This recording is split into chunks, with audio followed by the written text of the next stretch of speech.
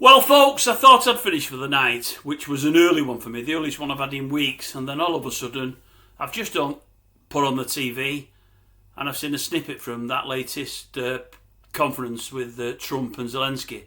Have you seen it? I have never, ever, ever in my old cream puff seen anything like that between two world leaders. I've never seen anything like that in my life. I don't think I ever will again. Oh my God, it's horrendous. Now, don't get me wrong, Trump and his number two, is it Vance? They may have bits of points there. I don't know, I'm not the cleverest soul in the world.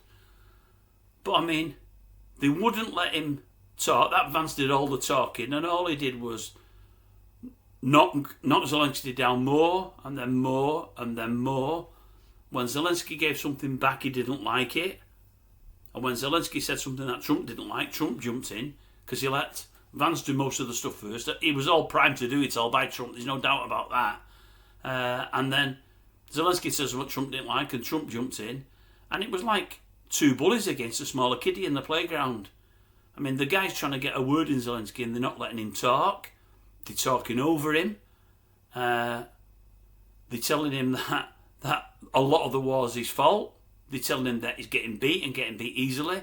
They're telling him without America, he'd have been done by now, and he probably would, because he's got the might of Russia against him. You know, the Ukraine's nothing compared to the size of Russia. They've not got the weaponry they've got. That's just common sense. But Trump's accusing him of possibly starting World War III, and you're thinking, wait a minute. I might be wrong here, folks. I'm not the cleverest soul in the world. I might be wrong. But I really am sure this all started with Russia invading the Ukraine and deciding to take some of their land. I think I'm right. If I am, how is that Zelensky starting World War III? Somebody's come into his country and taken pockets of land and killed many of his subjects. The Ukrainians heroically have stood up against it and tried to fight back. Now, yeah, they've had loads of help from America and from Europe with munitions and money. Of course they have.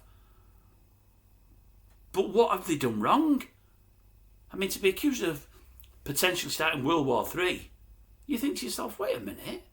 Now, they just treated him like a little schoolboy. They wouldn't let him get a word in.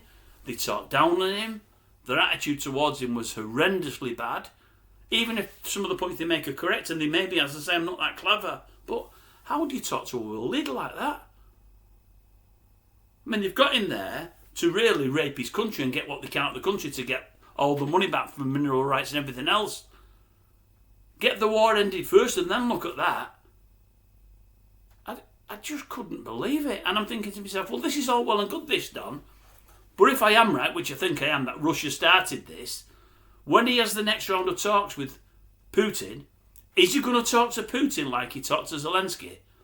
Is he going to talk down to him and shout at him like that and raise his voice like that and talk over him? I think not. I think not, because Russia are a lot bigger and a lot more powerful than the Ukraine. Yeah, America may have the drop on them. They may well have. But even though the Don's bombastic and wants to be the main man and wants to be heard, even though they might beat Russia if there was a world war, because that's what it would be, there'd still be loads and loads of casualties on the American side. He doesn't want to talk down to Putin like that, because Putin's like to go back home and press a button or two with her or anywhere else. Just like the leaders of China would, and Jung In, or whatever his pigging name is. These people won't be talked to like that. He saw an easy one in Zelensky and just railroaded him. I'm saying to what he does, and my worry is he'll go back to his own country and he might have some of his own people turning on him for not standing up to Trump. He just wasn't given a chance to. There'll be folk back home saying, all of our families that have been killed on the front line, and they've give this and they've give that, and you've let somebody talk to you like that. I just felt so sorry for the fella. I really, really did. Don't get me wrong. He tried to stand in his corner. I admire him for what he tried to do, but he was just shot down from all angles. You don't invite a leader of a country into your own country to talk deals and to help them and talk peace and then treat them like that. I know I've got all in knots here, folks. I know that. I'm not working from a script. It's just blew my mind. I just can't believe what I've seen. I cannot believe what I've seen.